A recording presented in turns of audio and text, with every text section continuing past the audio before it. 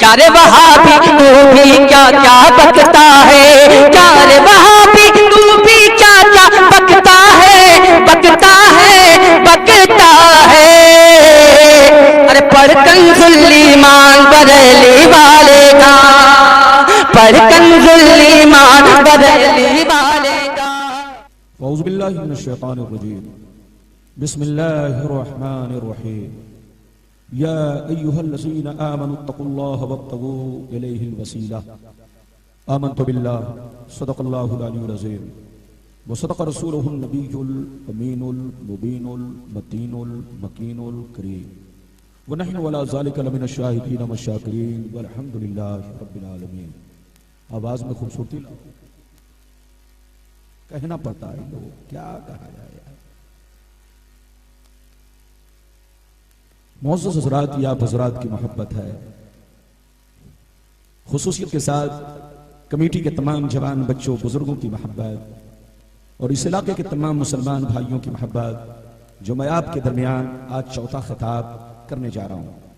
बिल्कुल अदब से बैठे, होश में बैठे और मेरी तकरीर को दिलो दिमाग में बसाने की कोशिश करें। मेरी तकरीर का मामला दो चीजों पर मौकूफ है, मजमा और माई। अगर ये मुझे डिस्टर्ब ना करे तो मैं भी आपको कभी डिस्टर्ब नहीं करूंगा।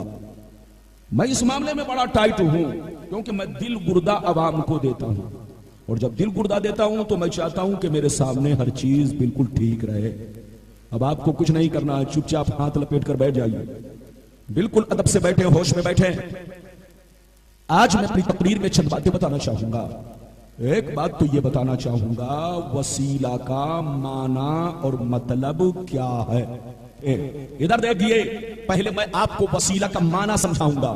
जब माना समझ लेंगे तो पूरी तकरीर आप समझ लेंगे।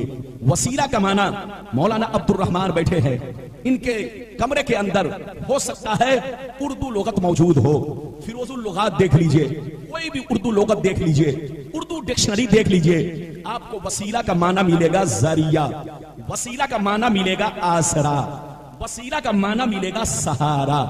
ये आपको वसीला का माना मिलेगा उर्दू डिक्शनरी में। लेकिन अरबी डिक्शनरी में अगर आप माना देखेंगे तो माना मिलेगा तकर्रुब हासिल करने का जरिया। क्या माना मिलेगा, जोर से बोलो, तकर्रुब हासिल करने का जरिया। जब इतनी बात समझ में आ गई तो अब समझो कि चाहे उर्दू जबान हो चाहे अरबी जबान हो, अल्फाज अलग अलग हैं, वर्ड्स अलग अलग हैं, मगर मतलब दोनों का एक है। वसीला जरिया को कहते हैं, वसीला आसरा को कहते हैं, वसीला सहारा को कहते हैं। आप समझना चाहते हैं तो आपको मिसाल देकर समझाऊं। आपको अमेरिका जाना है, आपको सऊदीया जाना है, आपको हालैंड जाना है, आपको जापान जाना है, आपको मक्का मदीना जाना है, कहीं भी जाना है तो आप डायरेक्ट नहीं जाएंगे, किसी न किसी चीज के जरिए ही जाएंगे। बोलो, कोई ना कोई सवारी ही के जरिए जाएंगे, किसी न किसी सवारी पर सवार होकर जाएंगे। अगर आप और दूर की बात मत करो, इंडिया का सफर करो, आपको कलकत्ता जाना है, आपको मुंबई जाना है, आपको दिल्ली जाना है तो आप किसी न किसी चीज के जरिए ही जाएंगे। या तो ट्रेन के जरिए जाएंगे, या तो फ्लाइट से जाएंगे, या तो फोर व्हीलर से जाएंगे, या तो पैदल चल के जाएंगे। बहरहाल किसी न किसी चीज के जरिए ही जाएंगे। जब आप इतनी बात समझ गए तो अब समझो कि जो चीज आपको अमेरिका पहुंचा रही है, जो चीज आपको दुबई पहुंचा रही है, जो चीज आपको हालैंड पहुंचा रही है, जो चीज आपको जापान पहुंचा रही है, जो चीज आपको मक्का और मदीना पहुंचा रही है, जो चीज आपको कोलकाता और मुंबई पहुंचा रही है, उसी पहुंचाने वाली चीज को वसीला कहते हैं। और जहन को करीब कीजिए, आप जलसे में आए हैं, बोलो जलसे में आए हैं, जामनगर रजानगर के जलसे में आए हैं तो आने का अंदाज सबके अलग अलग है। कोई मोटरसाइकिल से चलकर आया है, कोई बस से चल के आया है, कोई फोर व्हीलर से आया है, कोई पैदल चल के आया है, कोई साइकिल से चल के आया है। जो जिस तरीके से भी आया हो, किसी न किसी जरिए आया है, सवारी के जरिए आया है। अगर आप पैदल चल के आए हैं तो पांव को वसीला कहेंगे, क्योंकि पांव कटा होता तो कैसे आप पैदल चल के आते। अगर आप मोटरसाइकिल से आए हैं तो मोटरसाइकिल को वसीला कहेंगे, क्योंकि मोटरसाइकिल नहीं होती तो रजानगर में आते कैसे। अगर आप फोर व्हीलर से आए हैं तो फोर व्हीलर को वसीला कहेंगे, क्योंकि फोर व्हीलर नहीं होती तो आप आते कैसे। इतना समझो कि जो चीज आपको आपकी मंजिल से करीब कर दे, उसी करीब करने वाली चीज को वसीला कहते हैं। और ज़हन को करीब कीजिए, मेरी तरफ देखिए, आप और ज़हन को करीब कीजिए कि जो चीज आपको मंजिल से करीब कर रही है, जो चीज आपको मकसूद से करीब कर रही है, उसी करीब करने वाली चीज को क्या कहते हैं? जोर से बोलो, वसीला कहते हैं। वसीला का माना जरिया, वसीला का माना आसरा, वसीला का माना सहारा। जो चीज आपके लिए सहारा बन जाए वो आपके लिए वसीला है, जो चीज आपके लिए जरिया बन जाए वो चीज आपके लिए वसीला है। आप और ज़हन को करीब कीजिए। मैंने जिस आयत को मौजू बनाया इसमें वसीले का तज़किरा है। मैंने कुरान से पूछा, ऐ कुरान, इस वसीले से मुराद क्या है? इस वसीले से मुराद क्या है जिसको तुमने पकड़ने का हुक्म दिया? क्या मोटरसाइकिल मुराद है? क्या जहाज मुराद है? क्या रॉकेट मुराद है? क्या 4 व्हीलर मुराद है? क्या बोलो ट्रेन मुराद है? तो कुरान कहता है वसीले से मुराद जो कुरान में पकड़ने का हुक्म दिया, इस वसीले से मुराद मोटरसाइकिल नहीं है, जहाज नहीं है, ट्रेन नहीं है, रॉकेट नहीं है, बल्कि वो चीज मुराद है जो चीज अल्लाह से तुमको करीब कर दे, और वो जात मुराद है जो जात तुमको अल्लाह से करीब कर दे। मैंने कुरान से पूछा वो चीज कौन है जो अल्लाह से करीब करे? तो कुरान ने जवाब दिया, नमाज तुमको अल्लाह से करीब करती है, रोजा तुमको अल्लाह से करीब करता है, हज तुमको अल्लाह से करीब करता है, ज़कात तुम्हें अल्लाह से करीब करती है, ये नेकियां तुमको अल्लाह से करीब कर रही है, तो ये भी तुम्हारे लिए वसीला है। और अल्लाह वाले भी तुमको अल्लाह से करीब करते हैं, तो अल्लाह वाले भी तुम्हारे लिए वसीला है। गौसे आजम भी वसीला है, गरीब नवाज भी वसीला है, मुफ्ती आजम हिंद भी वसीला है, सरकार आला हजरत भी वसीला है, जितने अल्लाह वाले हैं सब वसीला है। तो कुरान की आयत का मतलब ये हुआ, ऐ ईमान वालों अल्लाह से डरो, और अल्लाह तक पहुंचने के लिए कुरान का वसीला पकड़ो, नमाज का वसीला पकड़ो, रोजे का वसीला पकड़ो।